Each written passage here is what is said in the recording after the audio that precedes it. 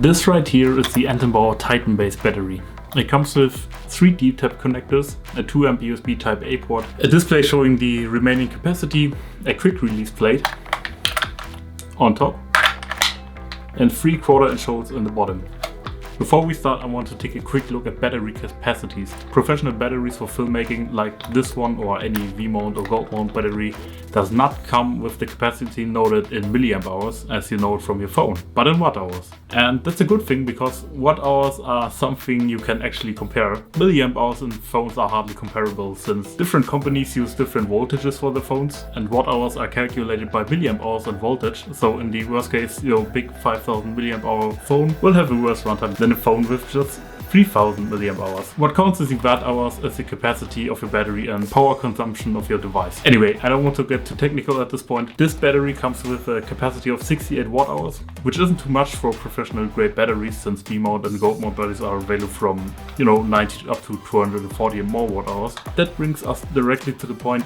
Who is this for? I would say small filmmakers and YouTubers, especially the ones who don't want to spend a lot of money when just starting out, and photographers in general. And we will talk about why in just a moment, but let's take a closer look at the device itself first. As I mentioned already, it features a quick release plate on top, which is pretty neat. However, since it's a battery, we have to live with a plastic plate. And even though it works fine and it makes sense for the blank camera, I would have love to see a dual screw setup on the quick release plate similar to what's on the bottom. A lot of people using these are probably using a cage for their camera, so it would have been nice to be able to secure it even more to the camera, especially to prevent panning it by accident. However, the biggest concern with the quick release plate is that it's getting a little bit wobbly when used on a tripod with heavy setup. That might not be the case most of the times, and if so, a second screw into the camera would do nothing to prevent this, but take that in consideration. Overall, it's fine though. As I mentioned earlier, on the bottom we got 3 screw holes, standard 1/4-inch, and here we can make it as stable as it gets since we can use a dual screw setup. And since it's implemented into the battery, it holds up perfectly fine. Let's talk about actual runtime. If nothing is draining power from the battery, the LCD shows the remaining capacity in percentage. As soon as something is connected and using power, the LCD shows the remaining runtime. So I tested 2 setups that I think are somewhat common when filming with this.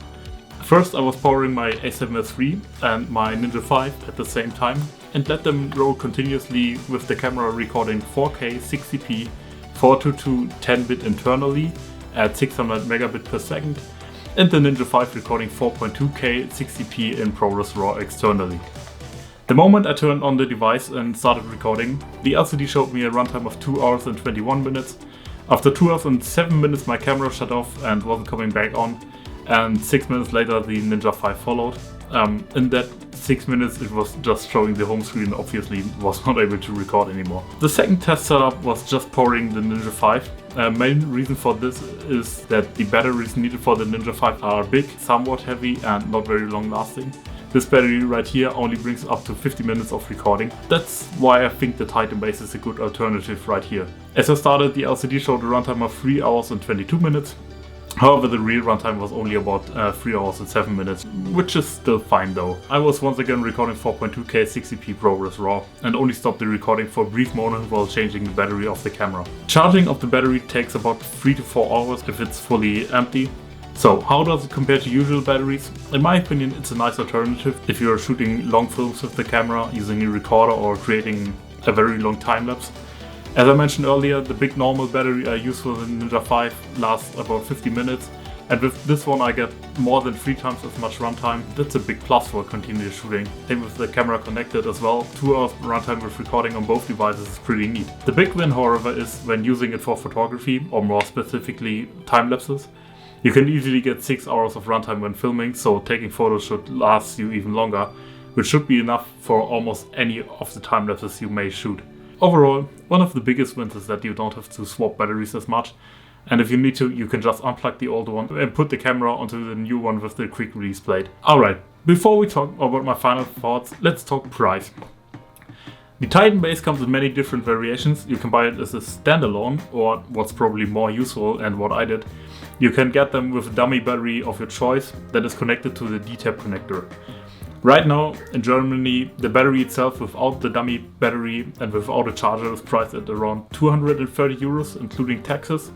A kit with a wall charger but no dummy battery will cost you €240, which is a great deal since the Anton Bauer charger alone is priced at €45. And if you choose a kit with charger and a dummy battery for your camera, you need to pay around €270. There are kits without a charger but including a dummy battery for around €250 as well. The prices are slightly different for different types of kits and adapters, but they are all in the same range of up to €270. Keep in mind though that these prices are currently with a discount, since the regular price would be €321 for the complete kit. However, the discount was already available 6 months ago as I got my battery, so I think that's the price you have to expect. So, what are my final thoughts on this one? For most DSLR and DSLM cameras, this is a really nice solution. The biggest win on this is not that it's easy to mount into your setup, whether it's handheld on a gimbal or on a tripod, but it doesn't require adapter plates that you normally need when running multiple devices of a V-mount battery. That alone justifies the difference in price per watt hour, which is way higher on this one than for the big V-mount batteries. And on a handheld rig, it's also difficult to fit an adapter plate. Next plus point is that it's versatile. There are different kits you can purchase if you're a beginner and you get everything you need to get started. Then you have the D-tap connectors, which are widely spread in the industry, and there are cables for it anywhere. It wasn't a problem to find the right cable to connect the battery to the dummy battery of my Ninja 5. Also, it's relatively lightweight and nice to carry around since it's slim and easily fits anywhere. However, there are downsides to it as well.